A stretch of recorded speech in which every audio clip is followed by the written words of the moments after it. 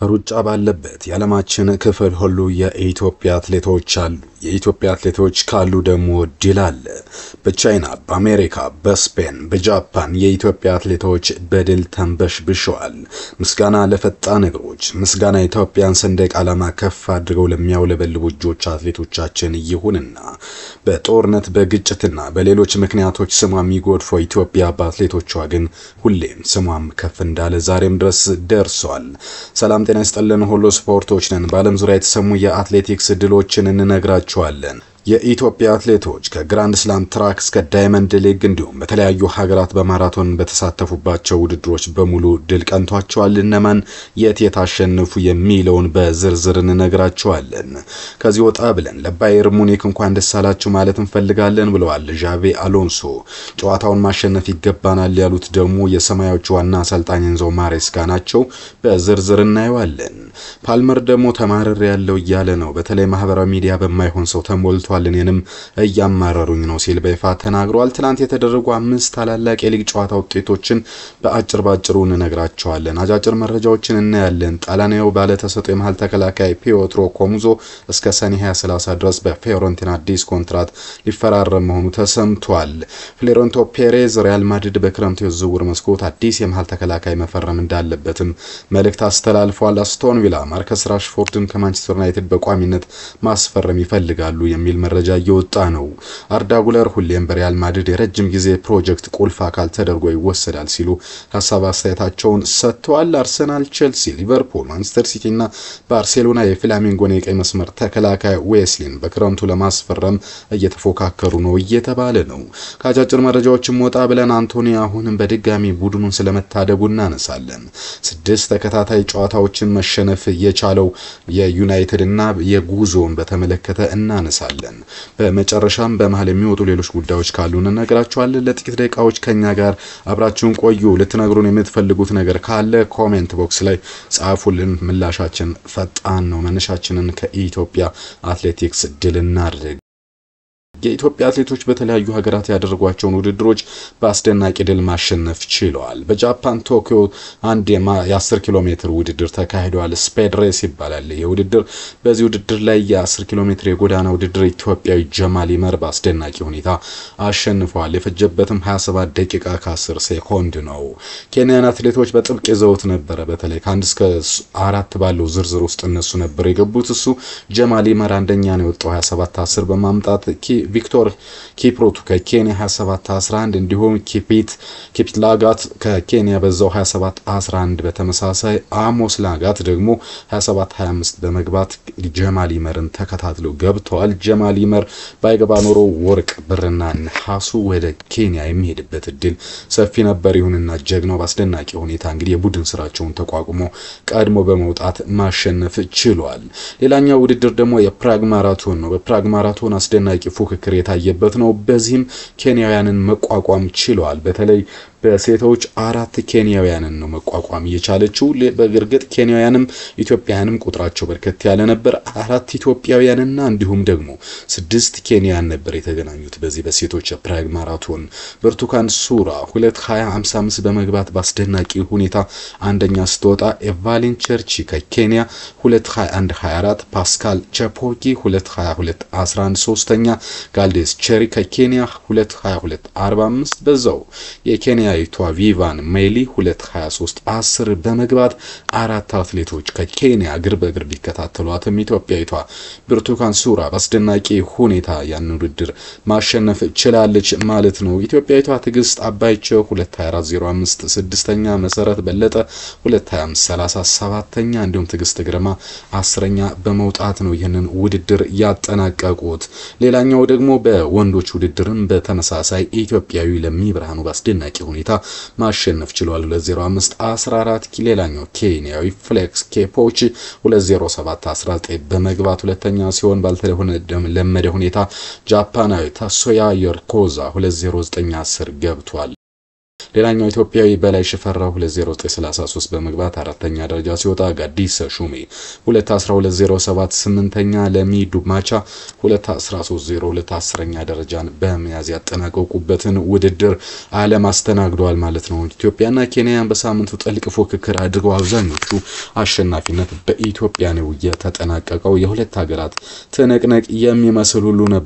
ሌላኛው በአሜሪካ እንዲሁ የተደረገው ውድድር ነበር።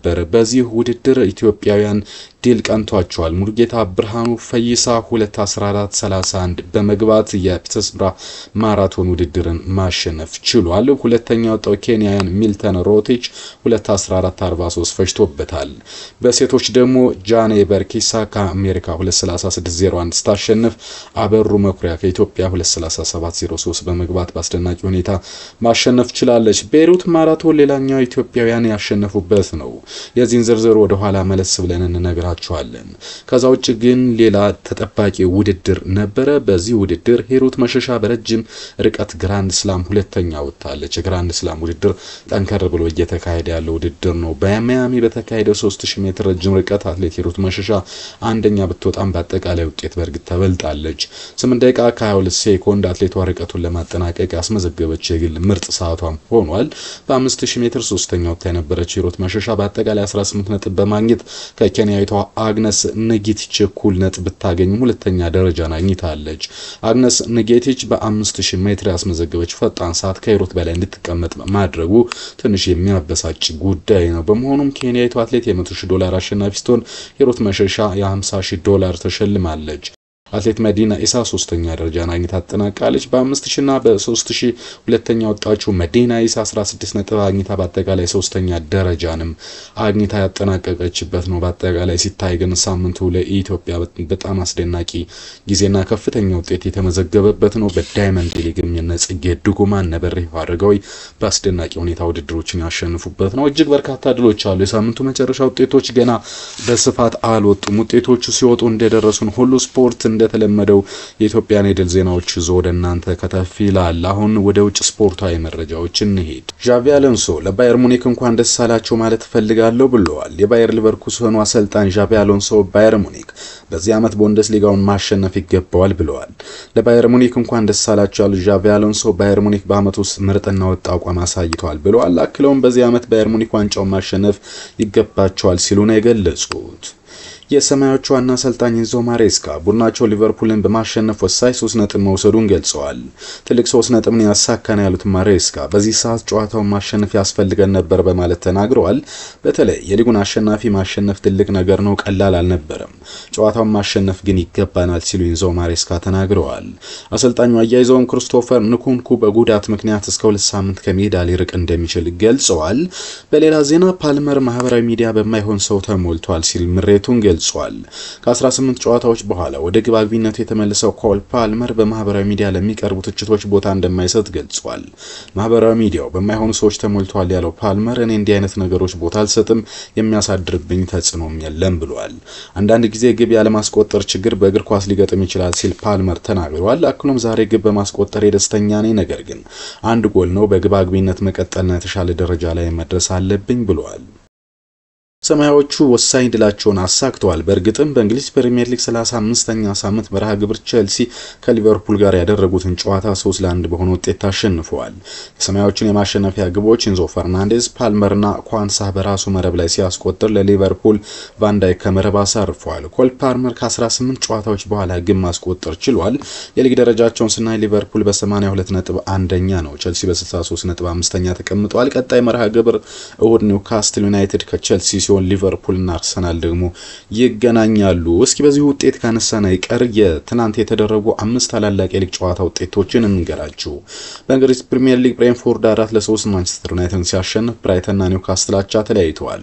ዌስትሃም እና ቶተንሃም በተመሳሳይ 1 አቻ ሲለያዩ፣ ቼልሲ እንደነገርኳችሁ ሊቨርፑልን 3-1 አሸንፏል። በስፔን ላ ሊጋ ሪያል ማድሪድ ሴልታ ቪጎን 3-2 ሲያሸንፍ፣ ሴቪያ እና ሌጋኔስ 2-2 ተለያይተዋል። ስፓኞል በቤኒትስ 2-1 ተሸንፏል። ሪያል ሶሲዳድ እና አትሌቲክ ቢልባኦ ደግሞ 0-0 ነው የተለያዩት። በጣሊያን ሴሪያ ኤምፖሊ በላዚዮ 1-0 ሽንፈት ሲያስተናግድ አትላንታ ሞንዛን 4-0 አሸንፏል። ሮማ ፊዮረንቲናን 1-0 ሲያሸንፍ ቦሎኛና ዩቬንቱስ 1-1 አቻ ተለያይተዋል። በጀርመን ቡንደስሊጋ አውግስበርግ እና ሆልስታይን ኪል ያደረጉት ጨዋታ በሆልስታይን ኪል 3-1 አሸናፊነት ተጠናቋል። ባየር ሊቨርኩሰን ከፍራይበርግ 2-2 ነው የተለያዩት። ሜንዝና ፍራንክፈርት ደግሞ 1 አቻ ሲለያዩ በፈረንሳይ ሊግ ናንስ አንገርስን ያደረጉት ጨዋታ በአንገርስ 1-0 አሸናፊነት ተጠናቋል። አግዤር ከሌሃየር ጋር ያደረጉት ጨዋታ 2-1 በሆነ ውጤት በአግዤር አሸናፊነት ተጠናቋል። ብረስት ሞንፖሊን 1-0 ሲያሸንፍ ሌንስ ሊዮንን 2-1 አሸንፈዋል። ሊልና ማርስ ያደረጉት ጨዋታ ደግሞ በአንድ አቻ ውጤት ተጠናቋል። አጫጭር ስፖርታዊ መረጃዎች ላይ ደርሰናል። ራስ 3 ስፖርት በኢትዮጵያ የመረጃ ምንጫችን ነው። ጣሊያናዊ ባለተሰጥኦ የመሃል ተከላካይ ፒዮትሮ ኮሞዝ እስከ ሰኔ 2030 ድረስ በፊዮረንቲና አዲስ ኮንትራት ሊፈራረም ነው ተብሏል። በሌላ ዜና ፍሎሬንቲኖ ፔሬዝ ሪያል ማድሪድ በክረምቱ የዝውውር መስኮት አዲስ የመሃል ተከላካይ መፈረም እንዳለበት ውሳኔ ያስተላልፏል ብሏል ፋብሪዚዮ ሮማኖ። በሲዝን ያደረግነው የሚታመን ነገር አልነበረም። የበርንሊ አለቃ ስኮት ፓርከር ቡድናቸው ሻምፒዮን መሆን ቢያቅተውም 16 ጎሎች ብቻ በማስተናገድ በ100 ነጥብ ወደ ፕሪሚየር ሊግ ማደግ ችለናል ሲሉ ተናግረዋል። መረጃው ስካይ ስፖርት ነው። የሮድሪጎ መነሻ ዋጋ 100 ሚሊዮን ዩሮ ይጠጋል። አርሰናል በቅርብ ቀናት ውስጥ እሱ ሊያስፈርመው እንደሚችልም እየተገለጸ ነው። በሌላ ዜና ክሪስቶፈር ንኩንኩ በዚህ ክረምት ቸልሲ ለመልቀቅ ወስኗል የሚል ዘገባ እየወጡ ሲሆን ሚካኤል ኦሊሴ በዚህ ውድድር ዘመን ባደረጋቸው 32 የሊግ ጨዋታዎች 23 ግብ አድርጓል። በባየርን እንዴት ያለ የመጀመሪያ ሲዝን ነው እያሳለፈ ያለው በሚልም አስደናቂ ጊዜን እያገኘ ነው ወይም ደግሞ አድናቆትን እያስተናገደ ይገኛል። ኮል ፓልመር ወደ ማንቸስተር ዩናይትድ ለመዘዋወር ክፍት ነው፣ ነገር ግን በዚህ ክረምት ስምምነት ሊፈጽም የሚችልበት እድል ጠባብ ነው ያለው ደግሞ ሚጉል ዴላኒ ነው። ማንቸስተር ዩናይትድ፣ ቼልሲ እና ቶተንሃም ዲሃይጅሰን ለማስፈረም እየተፎካከሩ ሲሆን በዚህ ክረምት ወደፊት ቆይታው ላይ በውሳኔ በቅርቡ ያሳውቃል ሲል ካፍ ኦፍሳይድ ገጽ አስነብቧል። ሪያል ማድሪድ ፌርላንድ ሜንዲ ክለቡ እንዲለቅ ለመፍቀድ ክፍት መሆኑን ሪቮሎ ዘግቧል። አርዳ ጉለር ደግሞ ሁሌም በሪያል ማድሪድ የረጅም ጊዜ ፕሮጀክት ቁልፍ አካል ተደርጎ የሚወሰድ ሰው ነው። ሮበርት ሌዋንዶስኪ ከኢንተር ጨዋታ በፊት የባርሴሎና ቡድን ስብሰባ ተመልሷል ተብሏል። አስቶን ቪላ በበኩሉ ማርከስ ራሽፎርድን ከማንቸስተር ዩናይትድ በቋሚነት ማስፈረም ይፈልጋሉ። በሻምፒየንስ ሊግ መሳተፍ ከቻሉ ብቻ ይሄ ነገር ሊሆን እንደሚችል ግን ፉትቦል ኢንሳይደር አስነብቧል። ጄሚ ቫርዲ በሚቀጥለው ሲዝን በፕሪሚየር ሊጉ ሊቆይ ይችላል። ሊድስ ዩናይትድ ለማዘዋወር ኢላማቸው አድርገዋል ሲል ቲም ቶክ አስነብቧል።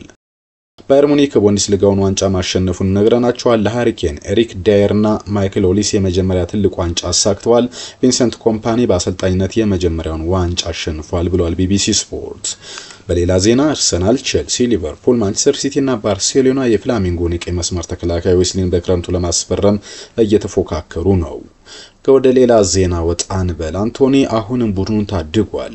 አንቶኒ ለሪያል ቤቲስ አሸናፊ ያደረገውን ጎል በማስቆጠር ቡድኑን ታድጓል። አንቶኒ በማንቸስተር ዩናይትድ ቤት 5 ጎል ለማስቆጠር የፈጀበት ጨዋታ 62 ነበር። አንቶኒ ግን በሪያል ቤቲስ 7 ጎሎችን ለማስቆጠር የፈጀበት 20 ጨዋታዎች ብቻ ሆኖ ተቀምጠዋል። በመጨረሻም በ6 ተከታታይ ጨዋታዎች ሽንፈት ያስተናገደው ማንቸስተር ዩናይትድ መነጋገሪያ ሆኗል። ማንቸስተር ዩናይትድ ከሉዊ ቫን ሃል 2015 በኋላ ለመጀመሪያ ጊዜ ተከታታይ 6 የፕሪሚየር ሊግ ጨዋታዎች ሳያሸንፍ የተጓዘበት ክስተት ሆኗል። በ35ኛው ሳምንት የእንግሊዝ ፕሪሚየር ሊግ ጨዋታዎች ማንቸስተር ዩናይትድ ሲሸነፍ ኒውካስትልና ቶትናም ነጥብ መጋራታቸው የሚታወቅ ነው። ትኩረቱን ይበልጥ ዩሮፓ ሊግ ላይ ያደረገው ዩናይትድ በብሬንፎርድ 4-3 ሽንፈት አስተናግዷል። ሜሰን ማውንት ዩናይትድን ቀዳሚ ማድረግ ቢችልም ውጤቱን ሳያስጠብቅ መቅረቱ የሚታወቅ ነው። ብሬንትፎርድ በኬቨን ሻዴ 2 በዮን ዌሳና በሉክ ሾው የራስ ላይ ግብ ጣፋጭ ድል አግኝቷል። ማንቸስተር ዩናይትድ በአንጻሩ ከሽንፈት ያልተገደቡትን ተጨማሪ ግቦች አሌሃንድሮ ጋርናቾና አማድ ዲያሎ አስቆጥረዋል። በጨዋታው በርካታ ለውጦችን ያደረገው ዩናይትድ በውድድር ዓመቱ በሊጉ የደረሰበት ሽንፈት 16 ደርሷል። በእርግጥ በዩናይትድ በኩል ከጉዳት የተመለሰው ማቲያስ ዴሊትን በድጋሚ ጉዳት ገጥሞት ተቀይሮ ወጥቷል። በሌሎች ጨዋታዎች ኒውካስትል ዩናይትድ ከብራይተን 1-1 ተለያይቷል። ለብራይተን ያኩባ ሜንቴ ለኒውካስትል ደግሞ አሌክሳንደር ኢዛክ በፍጹም ቅጣት ምት ኳስና መረብን ማገናኘታቸው የሚታወቅ ነው። ዌስትሃም ዩናይትድና ቶትናም ሆትስፐርስ ያደረጉት የለንደን ደርቢ ጨዋታም 1-1 ተጠናቋል። ለቶትናም ዊልሰን አዶቤ፣ ለዌስትሃም ደግሞ ጃሮድ ዶቤን ግቦችን ማስቆጠር ችለዋል። ክቡራትና ክቡራን የሁሉ ስፖርት ቤተሰቦች አትሌቲክስና እግር ኳስ መረጃዎችን እንዲያጠቃልል ሐሳብ አስተያየት ካላችሁ ጻፉልን፣ እናሻሽላለን። የአሁኑን አበቃን። በሌላ መረጃ እንገናኛለን። መልካም ሰኞ፣ መልካም የአርበኞች ቀን